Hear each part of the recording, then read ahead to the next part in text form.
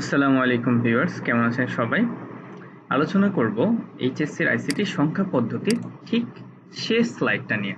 আজকের এই স্লাইডে আমরা যে বিষয়গুলো শিখব সেটা হচ্ছে চিহ্নযুক্ত সংখ্যা বা সাইন নাম্বার, প্রকৃত মান গঠন, একের পরিপূরক এবং দুইয়ের পরিপূরক। অলরেডি এটা আমার চ্যানেলে অনেকবার দেখানো আছে, তারপরেও আমি আপনাদের সুবিধার্থে নতুন বই থেকে আবারও দেখাচ্ছি। চিহ্নযুক্ত সংখ্যা বা সাইন নাম্বার, যেটাকে আমরা বলছি ধনাত্মক ও ঋণাত্মক চিহ্ন বা সাইন যুক্ত সংখ্যাকে চিহ্নযুক্ত সংখ্যা বা সাইন নাম্বার বলা হয়ে থাকে। তাহলে কাকে বলবো? ধনাত্মক বা ঋণাত্মক চিহ্ন বা সাইন যুক্ত সংখ্যাকে চিহ্নযুক্ত সংখ্যা বা সাইন নাম্বার বলা হয়। যেটাকে আপনি এইভাবে চিন্তা করুন, দেখুন সংখ্যা রেখাটি এখানে 0 আছে, এখানে এটার পাশে হচ্ছে পজিটিভ নাম্বারস গুলো 1 2 3 4 থেকে 8 পর্যন্ত, এই পাশটা হচ্ছে নেগেটিভ নাম্বারস গুলো আছে। তাহলে আমাদের আমরা দেখতে পাচ্ছি যে 0 থেকে ডানে গেলে পজিটিভ নাম্বার গুলো, বামে গেলে নেগেটিভ গুলো।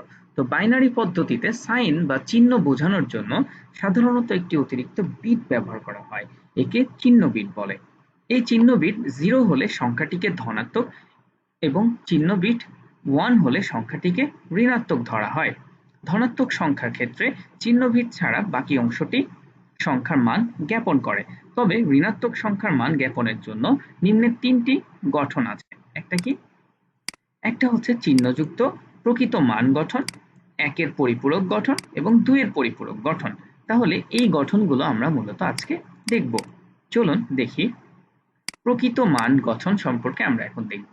প্রকৃত মান গঠন চিহ্ন শনাক্তকরণের জন্য চিহ্ন বিট ব্যবহার করা হয়। সংখ্যাটি ধনাত্মক হলে চিহ্ন বিট 0 হয় এবং ঋণাত্মক হলে চিহ্ন বিট 1 হয়।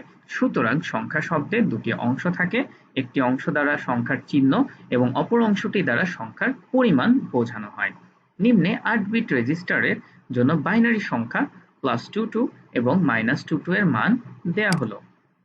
দেখুন চিহ্ন পরিমাণ হচ্ছে যে এখানে এই বিটটা দিয়ে এটা পজিটিভ এবং এটা নেগেটিভ, এটা প্রমাণ করছে। এখন দেখুন 22 এর বাইনারি হচ্ছে এটা, আর -22 এর বাইনারি হচ্ছে এটা। ভালো করে দেখুন 22 এটাতেও যা আছে এখানেও তাই আছে, কিন্তু শুধু প্লাস এবং মাইনাস এটা বুঝতে পারছি আমরা এই চিহ্ন বিট দেখে। 0 থাকলে দেখুন 2 4 6 7টা বিট দিয়ে এই সংখ্যাগুলোকে প্রকাশ করা হয়েছে। 8তম বিটটা হচ্ছে চিহ্ন বিট হিসেবে ব্যবহার হচ্ছে। টোটাল বিট কিন্তু 8, হ্যাঁ, কিন্তু এই 8তম যে বিটটা আছে সর্ববামে থাকবে, সেই বিটটা দিয়ে এর চিহ্ন করা হচ্ছে। যে যদি পজিটিভ হয় তাহলে 0 থাকবে, যদি নেগেটিভ হয় তাহলে 1 থাকবে। এইটা দেখেই মেশিন বুঝতে পারে যে এই সংখ্যাটা পজিটিভ নাকি নেগেটিভ। দেখুন সংখ্যা কিন্তু একই আছে, কিন্তু 0 এবং 1 এটা দেখে সে বুঝতে পারে এইটা হচ্ছে তার চিহ্ন বিট। ঠিক আছে? তাহলে আমরাও এভাবে বুঝতে পারবো যেভাবে মেশিন বুঝতে পারে, যে আমরা যদি সর্ববামের 8তম বিট যেটা সেটা 1 দেখি তাহলে বুঝবো সেটা একটি নেগেটিভ নাম্বার, যদি আমরা 0 দেখি তাহলে বুঝবো সেটি একটি পজিটিভ নাম্বার। দেখুন এখানে আরো সুন্দর করে বোঝানোর জন্য একের পরিপূরক গঠন এটা আমরা এখানে দেখব। বাইনারি সংখ্যা 0 এর স্থানে 1 এবং 1 এর স্থানে 0 বসিয়ে অর্থাৎ সংখ্যার বিটগুলোকে উল্টিয়ে সংখ্যাটির একের পরিপূরক গঠন পাওয়া যায়। এক কথায় যেটা থাকবে সেটাকে উল্টে দেয়া। সংখ্যাটির একের পরিপূরক যদি এটা হয়, এই গঠনে ঋণাত্মক সংখ্যা নির্ণয়ের জন্য একের পরিপূরকের সাথে চিহ্ন বিটের স্থানে 1 বসাতে হয়। আসুন দেখি আমরা এই যে পড়লাম, এখন এটা শিখব। ধরুন এটা একটা +5, এটার হচ্ছে বাইনারি, এটা হচ্ছে 5 এর বাইনারি, আর এখানে 0 দ্বারা বুঝিয়েছি এটা একটা পজিটিভ নাম্বার, এখানেও 0 দ্বারা পজিটিভ নাম্বার, এখানেও 0 দ্বারা পজিটিভ নাম্বার। এখন দেখুন এটাকে -5 এ কিভাবে নিয়ে যাচ্ছি। দেখুন -5 হলে পারে তখন সেক্ষেত্রে এই যে এখানে 1 আছে, হ্যাঁ, যা যা পাবেন সেটাকে উল্টে দিব। দেখুন এখানে 1 ছিল, এখানে 0 করে দিয়েছি, এখানে 0 ছিল 1 করেছি, এইখানে 1 ছিল, এখানে 0 করেছি, যা যা ছিল তাই তাই উল্টে দিয়েছি। উল্টে দিলে পারে আমরা এটাকে নেগেটিভ মান পেয়ে যাবো। এটাকে বলে 1's কমপ্লিমেন্ট বা একের পরিপূরক। যা থাকে সেটাকে উল্টে দিতে হয়। ধরুন 1 কে উল্টে এখানে 0 করেছি, 0 কে উল্টে এখানে 1 করেছি, এখানে দেখুন 1 কে উল্টে এখানে 0 করেছি। এইভাবে যেখানে 0 ছিল 4টা, এখানে কি 4টা 1 দিয়ে দিয়েছি। ঠিক আছে? এই কাজটা করতে হয়। তাহলে এবার আসুন আমরা তাহলে কি বুঝলাম যে সংখ্যাকে একের পরিপূরক করতে হলে যা থাকে সেটাকে উল্টে ফেলতে হয়। এবার আসুন দুইয়ের পরিপূরক গঠন। দুইয়ের পরিপূরকটা খুবই সহজ। আমরা যে একের পরিপূরক করলাম তার শেষে এক যোগ করে দিলেই আমরা যে মানটা পাবো সেটাই হবে দুইয়ের পরিপূরক। দেখুন একের পরিপূরকের সাথে এক যোগ করলে বাইনারি সংখ্যার দুইয়ের পরিপূরক পাওয়া যায়। উদাহরণ হিসেবে দেখুন 8 বিট রেজিস্টারের জন্য এখানে একটি সংখ্যা +22 সংখ্যাটির দুইয়ের পরিপূরক নির্ণয় করা হলো। দেখুন কি করা হয়েছে, প্রথমে এটাকে উল্টে দেয়া হয়েছে। দেখুন 0 জায়গায় 1, এটা হচ্ছে একের পরিপূরক, ঠিক আছে।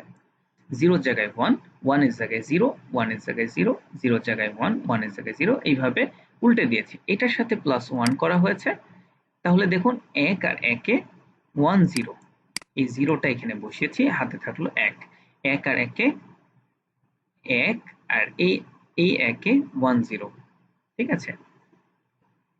তাহলে সরি ওইটার সাথে আমরা না, এইটার সাথে, এই যে 0 এর সাথে 1 যোগ করলে 1 হয়। আমাদের ভুল হয়েছিল যে আমরা উপরেরটা ধরে ফেলছিলাম, এটা খেয়াল করা যাবে না, এটা বাদ, এটা এই সময় বাদ, এটা আর দেখবো না, ঠিক আছে, এটা ইজিবিজি করে দিই। এইবার যোগ করি, হ্যাঁ, এই একের সাথে এই 1 কে যোগ করব 1 1 এ 1 0, তাহলে এখানে 0 বসালাম, হাতে থাকলো 1। এই 0 এর সাথে এই 1 কে, এই যে হাতে 1 ছিল এই 1, এই 1 কে যোগ করব, 0 এর সাথে এই 1 যোগ করলে 1 হয়, বাকি সবগুলো সেম থাকবে, ঠিক আছে। আমি আবার বলি, দেখুন প্রথমে এইটা আপনার দেয়া হলো, এটাকে আপনি 1's কমপ্লিমেন্ট করলেন, তাহলে এটা ভুলে যাবেন আপনি, এটা নিয়ে আর কোনো কাজ নেই, ঠিক আছে, এটা থেকে তো এটা পেয়ে গেছি। এবার এর সাথে 1 যোগ করে দেন, তাহলে এই 1 আর এই 1 যোগ করলে 1 0, 1 0, এই 0 বসান, হাতে থাকলো 1, এই 0 এর সাথে এই 1 কে যোগ করলে কত হয়, 1 হয়, বাকিগুলো যা আছে তাই, আর কিছু তো নেই, সো এইগুলো যা থাকবে তাই বসায় দেন, ঝামেলা শেষ, দুইয়ের পরিপূরক শেষ। এবার আসুন আমাদের প্রশ্ন যেগুলো আপনাদের মাথায় আসছে সেগুলো আমাদেরকে করবেন। আমি 1's কমপ্লিমেন্ট এবং 2's কমপ্লিমেন্ট এখানে সুন্দর করে বোঝানোর চেষ্টা করেছি। আপনাদের যদি কোনো প্রশ্ন থাকে করবেন, এবং একটা লাইক অবশ্যই দিবেন, সাবস্ক্রাইব করে রাখবেন। আপনারা লাইক এবং সাবস্ক্রাইব এবং শেয়ার না করার কারণে আমি দেখতে পাচ্ছি যে ভিডিওগুলো ভিউজ কম হচ্ছে। আলটিমেটলি আমি সেই টপিকসের উপর ভিডিও বানানো বন্ধ করে অন্য টপিকসের ভিডিও বানানো শুরু করে ফেলতেছি। তখন যখন দেখছি যে আমার এইচএসসি আইসিটি ভিউজ হচ্ছে না, কিন্তু আমার ক্লাস 6 7 এর ভিউজ হচ্ছে, তাহলে আমি ক্লাস 6 7 এর তখন বানানো শুরু করছি। যখন দেখছি যে না আমার হচ্ছে এইচএসসি আইসিটি তে ভিউজ কম আসছে, তখন আমি অন্য দিকে চলে যাচ্ছি। হ্যাঁ, এজন্য আপনারা যত বেশি লাইক কমেন্ট করবেন সেটার উপর ডিপেন্ড করবে যে আমি আপনাদের ভিডিওগুলো বানাবো কিনা। ভালো থাকবেন সবাই, আসসালামু আলাইকুম।